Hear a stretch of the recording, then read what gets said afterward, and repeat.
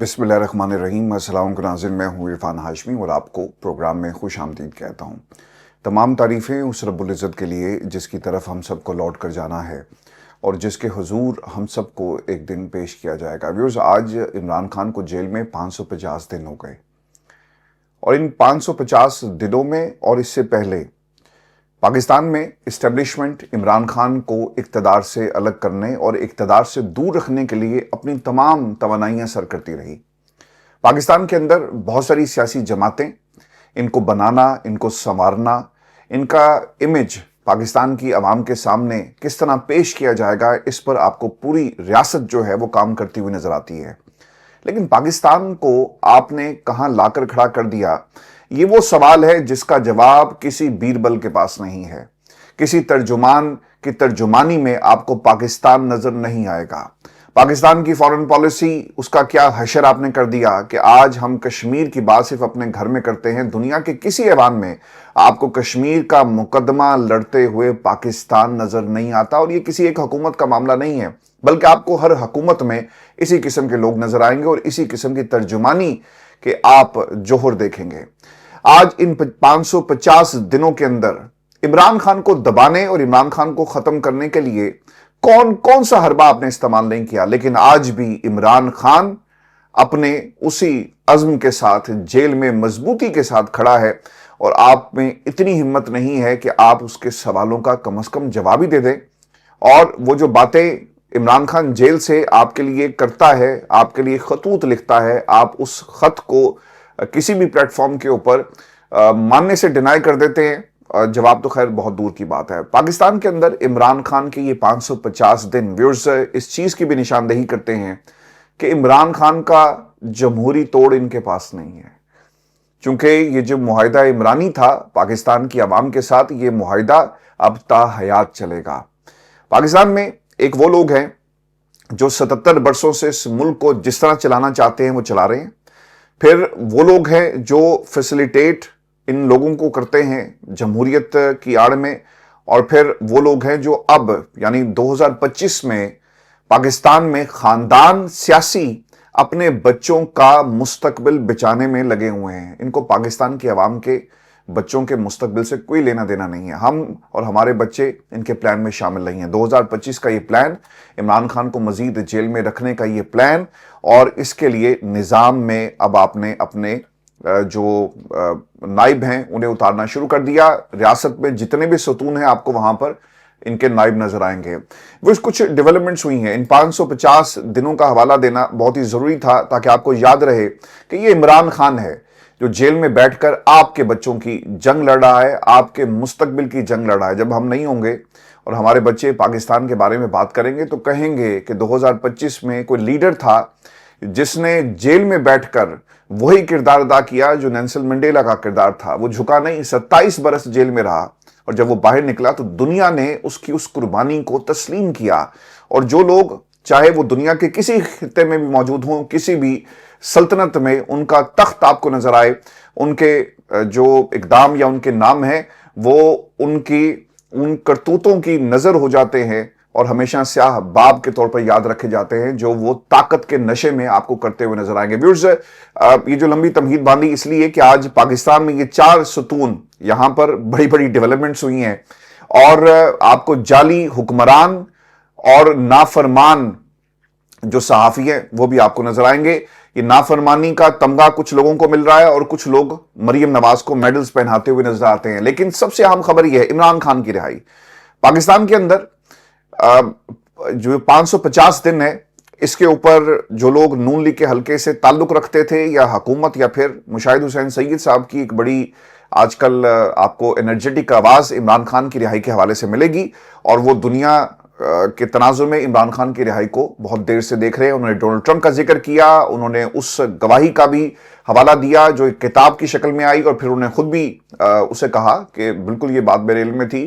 مشاہد حسین سید صاحب یہ کہتے ہیں کہ جب سے عمران خان کو اقتدار سے نکالا ہے اس کے بعد یہ پہلا خط ہے، کیونکہ خط لکھا گیا تو اس کے اوپر اب مختلف کوارٹرز آپ کو اپنا انپٹ دیتے ہوئے نظر آ رہے ہیں۔ مشاہد حسین سید اس خط کو کہتے ہیں کہ یہ خوش آئند بات ہے، خط لکھنا ڈیسنٹ وے آف کمیونیکیشن ہے، یعنی کوئی تقریر نہیں کی، کوئی بیان جاری نہیں کیا، ایک خط لکھا، اور خط انہی لوگوں کو لکھا جاتا ہے جن سے آپ کو امید ہوتی ہے اور جن کو آپ چاہتے ہیں کہ وہ اپنا کردار ادا کریں۔ اب عمران خان کے معاملے میں آرمی چیف کو خط لکھنا یہ ایک ایسی اپروچ تھی کہ عمران خان کے بارے میں جو بار بار لوگ کہتے تھے نا کہ یہ پاکستان کی اسٹیبلشمنٹ سے بات نہیں کرنا چاہتے، یہ پاکستان کی اسٹیبلشمنٹ سے اگر بات کرنا چاہتے ہیں، پھر یہ بھی الزام ان کے اوپر لگایا گیا تو پھر آپ ہمارے سے کیوں بات کرنا چاہتے ہیں؟ خان صاحب نے یہ موقع بھی ان کو دے دیا کہ ٹھیک ہے، ہم آپ کے پاس چل کر آ رہے ہیں، آپ پاکستان کی خاطر پیچھے ہٹ جائیں، آپ پاکستان کی عوام کی خاطر پیچھے ہٹ جائیں۔ اور یہ جو خط و کتابت اب شروع ہوئی ہے،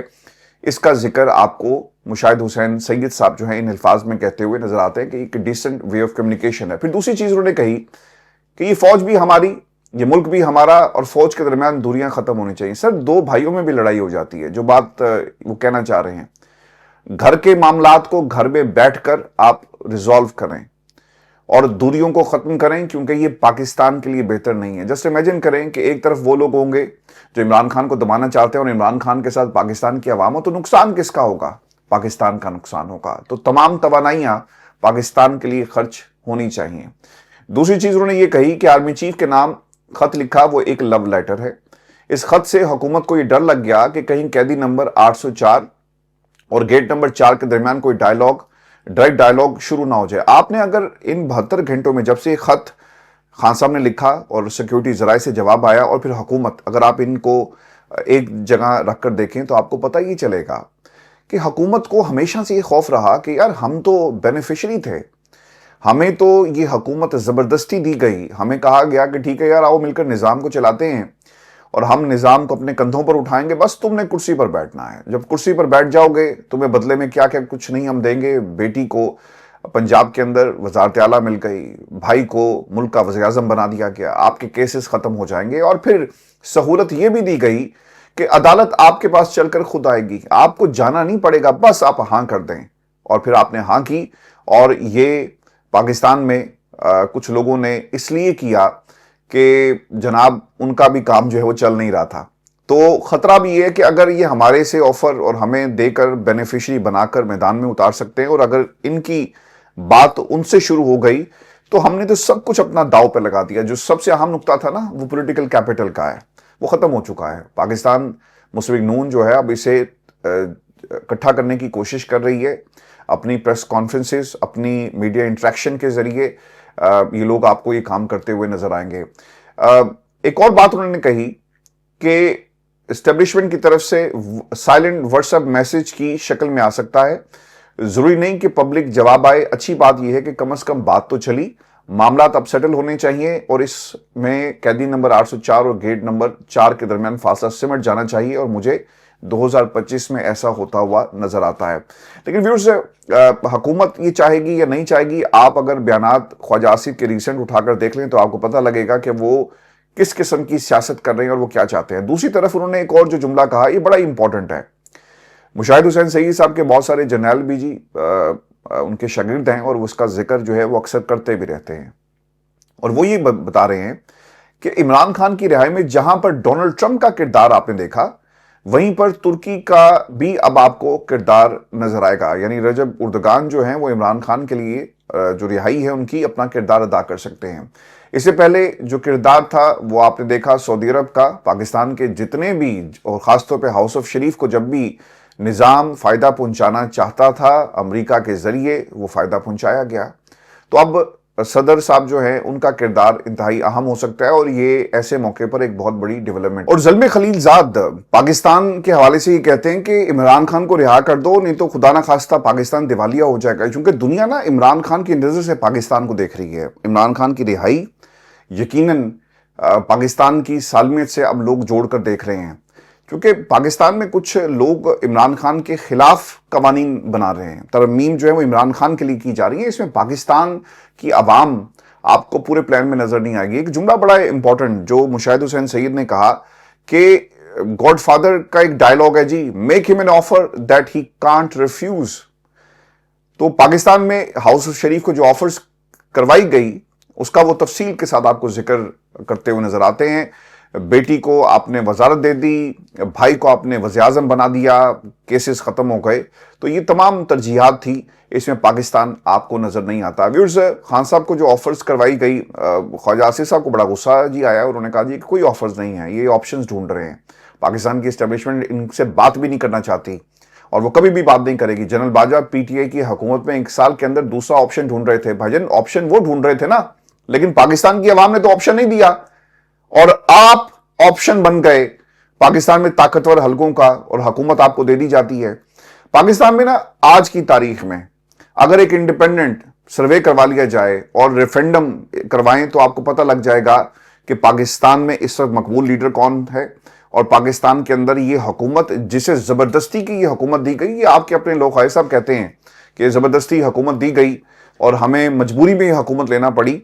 तो आप कहां पर स्टैंड करते हैं आपको पता लग जाएगा। मैं आपको व्यूअर्स ये भी खबर दे दूं कि वज़ीर आला हाउस में एक इंतहाई अहम बैठक हुई है और अली अमीन गंडापुर ने एक इंटरव्यू में कहा कि कोई भी शख्स जो खुद को पार्टी से मुंसलिक करता है और फिर बयान देता है ऐसी कोई हरकत करता है जिससे पार्टी को नुकसान होता है तो वो आस्तीन का सांप है।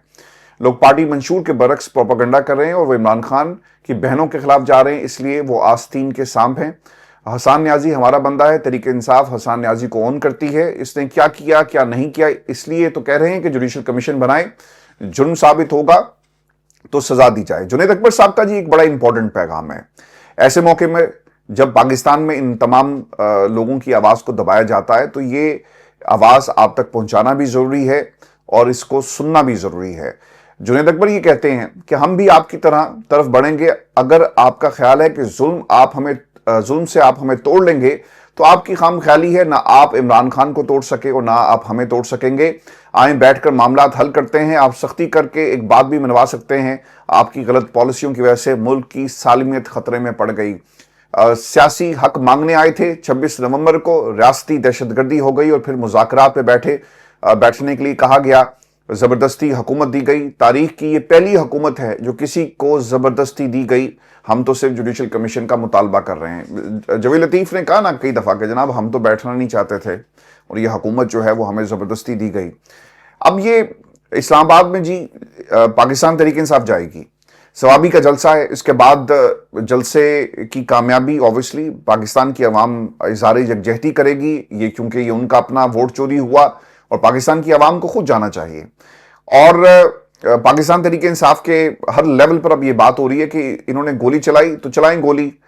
पहले तो हम कहते थे ना कि गोली क्यों चलाई, अब हम कह रहे हैं कि चलाओ गोली, हम आएंगे और अपना हक जो है वो जरूर लेकर वापस जो है वो जाएंगे। व्यूअर्स, पाकिस्तान के अंदर अब ये जब रात से नेशनल एक अलायंस बन गया है और हुकूमत के खिलाफ ये अलायंस बना, हुकूमत शहबाज शरीफ की गिराने के हवाले से तमाम सियासी जमातें आपको एक पेज पर नजर आएंगी। ये ऑब्वियसली एक डेवलपमेंट ऐसी है जो शहबाज शरीफ साहब भी अपने वज़ीर-ए-आज़म हाउस में बैठकर ऑब्जर्व कर रहे होंगे और उनके लिए भी एक मुश्किल आने वाले दिनों में नजर आ रही है, क्योंकि जो रास्ते फासले कम होने की बात मुशाहिद हुसैन सईद साहब कर रहे हैं और दूसरी तरफ आसिफ अली जरदारी साहब आपको इस वक्त चाइना में नजर आएंगे और वहां पे सदर से मुलाकातें कर रहे हैं।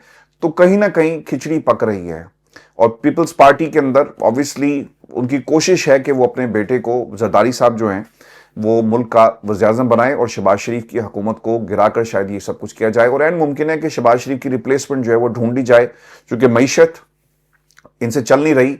और जब आसिफ अली जरदारी साहब जब वापस आएंगे तो कहेंगे देखिए जी हमारा दौर तो बड़ा कामयाब रहा, हम इतने अरब जो हैं वो पाकिस्तान के अंदर लेकर आ रहे हैं, सी पैक की तकमील और फिर इसके जो समरात हैं वो आम आदमी तक पहुंचेंगे और पाकिस्तान को फायदा होगा। तो अब हमें हमारी काविशों के नतीजे में कुछ दिया जाए। तो ऐन मुमकिन है कि आसिफ अली जरदारी साहब अपने बेटे के लिए कुछ मांगे और फिर शहबाज शरीफ की कारकर्दगी, जी हजूरी तो बहुत अच्छी करते हैं लेकिन जी हजूरी से सर मुल्क नहीं चलता। अभी साहब को यह भी मैं खबर दूं कि मरीम नवाज, चूंकि मैंने जो प्रोग्राम के शुरू में कहा था ना कि रियासत के तमाम सतून इनके ऊपर हमला किया जा रहा है और आपको हर लेवल पर काली भेड़े नजर आएंगी। अब हुआ क्या है, मरीम नवाज लिबर्टी चौक जाती हैं, वहां पे क्यों गई, एक वीडियो क्लिप है जी जिसमें कुछ सहाफ़ी उनके इर्द गिर्द नजर आएंगे। मुजीबुर रहमान शामी साहब भी वहां पर मौजूद थे और अरसे दराज से वो नून लीग के साथ वहां की जो उनकी अटैचमेंट है बड़ी मशहूर है। रोजनामा पाकिस्तान एंड जो उनका पूरा सहाफ़ती करियर है, हाउस ऑफ शरीफ के साथ इनकी क्या कुर्बत है, वो साथ खड़े थे। पीछे नसरुल्लाह मलिक साहब भी खड़े हैं और भी बहुत सारे सहाफ़ी वहां पर, अज़मा बुखारी। تو آوازیں کیسی آ رہی ہیں؟ صحافی کہتے ہیں میڈم آپ نے جو ترقی پنجاب میں ہمیں نظر آ رہی ہے، پہلے کبھی بھی ایسی ترقی نہیں دیکھی. پھر پیچھے سے ایک اور آواز ہے، میڈم آپ کے اگلے 5 سال ہمیں چاہیے. پھر اس نے ایک اور نے آواز لگائی کہ میڈم پاکستان کو آپ کے 5 سال چاہیے. یعنی لندن میں بھی ایک نعرہ لگا تھا کہ آپ پنجاب کی پہلی سی ایم جو ہے وہ بنیں گی. تو اس کے بعد یہ جو آفرز مشاہد حسین سعید صاحب جو باتیں کر رہے ہیں، تو اس کا مطلب یہ ہوا کہ وہ لندن پلان کا بہت پہلے سے حصہ تھا، اور ان کو بتا دیا گیا تھا کہ ٹھیک ہے یار آپ یہ لے لیں، آپ کے والد محترم کو ہم عدالتوں سے انصاف دلوا دیں گے، اور جو ابا جی ہیں حمزہ کے، ان کو ملک کا وزیر اعظم بنا دیا جائے گا. تو پیچھے سے آواز آئی کہ میڈم 5 سال آپ کے مزید چاہیے. ٹھیک ہے جناب. پھر ایک اور آواز آتی ہے کہ خط لکھا گیا تو اس پہ انہوں نے کوئی جواب نہیں دیا. پھر انہوں نے ایک اور بات، مجھے حیرانگی یہ ہوتی ہے کہ یہ یہاں پر آ کر لندن کی سڑکوں کو دیکھتے ہیں. پاکستان کی سڑکیں لندن کی سڑکوں سے بہت بڑی ہیں. جن دوستوں نے لندن میں آ کر یہاں پر سڑکوں کو دیکھا ہو تو آپ اس چیز سے ایگری کریں گے. صرف آپ جو ٹریفک کی روانی ہے وہ اصول، ضابطے اور قوانین کی حکمرانی کی بدولت آپ کو یہاں پر نظر آئے گی. پاکستان میں تو سر ٹریفک لاز اور کیسے آپ نے چلنا ہے لوگوں کو پتہ نہیں ہے. پتہ ہوگا بھی تو وہ ایک شارٹ کٹ جو ہے وہ تلاش کرتے ہیں. تو وہ یہ کہتے ہیں جی کہ آبادی بڑھ رہی ہے، سڑکیں چھوٹی ہو رہی ہیں. سڑکیں چھوٹی نہیں ہو رہی. جب آپ لوگوں کو جو شارٹ کٹس سکھائیں گے نا اور ان کی ویلفیئر پر کام نہیں کریں گے تو پھر سر یہی کچھ ہوگا.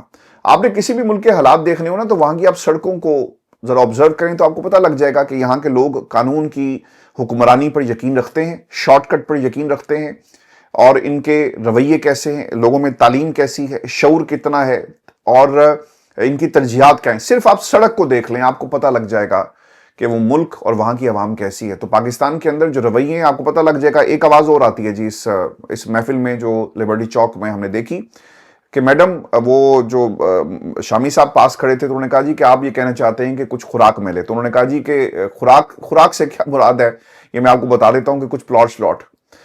اور انہوں نے کہا جی کہ ہم چاہتے ہیں کہ ایک ایسی ہاؤسنگ اسٹیٹ ہونی چاہیے جہاں پہ صحافیوں کو پلاٹ ملے اور مفت پلاٹ دیے جائیں. دیکھیں جی پاکستان کے اندر یہ کلچر آپ کو صرف ہمارے ملک میں نظر آئے گا، اور وہاں بھی تفریق ہے. پریس کلبز کے اندر بھی تفریق آپ کو ملتی ہے. آپ صحافیوں کا منہ بند کرنے کے لیے ہمیشہ حکومتیں یہ کرتی رہی کہ انہوں نے پلاٹ دے دو جی چپ کر جائیں گے. کسی صحافی میں اتنی ہمت نہیں ہوئی کہ پوچھتا کہ میڈم یہ جو پیکا قانون آیا صحافیوں کی آواز بند کی جا رہی ہے اس پر آپ کچھ کہیں گی؟ کسی ایک صحافی کو ہمت نہیں ہوئی کہ وہ سی ایم پنجاب سے یہ بات کر سکے. اور وہ مسکراتی ہوئی کہتی ہیں کہ آپ کی تمام باتیں میرے لیے میڈل ہیں، اور وہ میڈلز لے کر لبرٹی چوک سے وہ اپنے گھر کو چلی گئی. تو سر یہ ریاست کہاں جا رہی ہے آپ کے سامنے. اب ایک اور محاذ بھی آپ کے سامنے رکھ دیتے ہیں، عدالتی محاذ، جوڈیشری. صلاح الدین صاحب بڑے زبردست آپ کو دلائل ان کے آپ نے سنے مختلف کیسز کے اندر، وہ حکومت کی فسطائیت کو عدالتی محاذ پر ایکسپوز کرتے ہوئے آپ کو نظر آتے ہیں. وہ یہ کہتے ہیں کہ اسلام آباد ہائی کورٹ ججز کو سزا اس بات کی دی جا رہی ہے کہ انہوں نے کچھ مقدمات میں اپوزیشن پارٹی کو ریلیف دیا. باہر سے جج لا کر سینیورٹی دے دینا اور چیف جسٹس بنا دینا یہ تو روایت بن جائے گی. پلان بی کے مطابق نئے آنے والے ججز کو آئینی بینچ کا حصہ بنایا جائے گا، جبکہ کھڑے ہونے والے 6 ججز کو مفلوج کر دیا جائے گا. اب یہ کریں گے کیا؟ کیونکہ ابھی ہائی کورٹس کے اندر آئینی بینچ نہیں بنے. اسلام آباد ہائی کورٹ کا جو آئینی بینچ ہے وہاں آپ کو جو ان کے ججز ہیں وہ بٹھا دیے جائیں گے، سپر ججز، اور وہ ٹرانسپلانٹ سپر ججز جو ہیں اس بات کا فیصلہ کریں گے. اگر پیکا ایکٹ پر کوئی درخواست اسلام آباد ہائی کورٹ جاتی ہے تو پھر اس بینچ کے سامنے لگے گی اور کہا جائے گا بھاگ جاؤ. اگر آپ وہی قانون سپریم کورٹ لے کر جائیں گے تو امین الدین کی عدالت میں لگے گا، کہا جائے گا بھاگ جاؤ. تو سر نظام مکمل طور پہ کنٹرول ہو چکا ہے. ابھی بھی وکلا برادری کو میدان میں آ کر تحریک جو ہے وہ چلانی چاہیے. اگر آپ نہیں چلائیں گے تو سر یہ ملک کیسے چلانا ہے؟ انہوں نے تو فیصلہ پچھلے 77 برسوں سے کیا ہوا ہے اور یہ ملک اسی طرح چلے گا اور کوئی اسے روک نہیں سکے گا. آخر میں ایک خبر میں آپ کے ساتھ شیئر کر دوں، بہت ہی اہم ڈیولپمنٹ یہ ہوئی ہے کہ پاکستان تحریک انصاف نے 8 فروری کو مینار پاکستان گراؤنڈ میں جلسہ کرنے کی اجازت نہ ملنے کی صورت میں پلان بی تیار کر لی ہے جی. اور پلان بی کیا ہے؟ پنجاب کے تمام اضلاع میں احتجاجی تحریک کا آغاز کیا جائے گا جی. خبریں آ رہی ہیں، میں نے آپ کو 3 دن پہلے بتا دیا تھا کہ گرفتاریاں ہوں گی. اب تو پاکستان تحریک انصاف کے جو دفاتر ہیں وہاں پر جو رائٹ فورسز نہیں ہوتی، وہ جو پورا انہوں نے اپنے آپ کو کور کر کے آپ کسی بھی جو کراؤڈ ہے اسے کنٹرول کرتے ہیں، وہ جو فورس تھی پولیس کی وہ داخل ہوئی ہے جی مختلف ان کے جو آفیسز ہیں کہ تحریک انصاف کسی طرح احتجاج نہ کریں.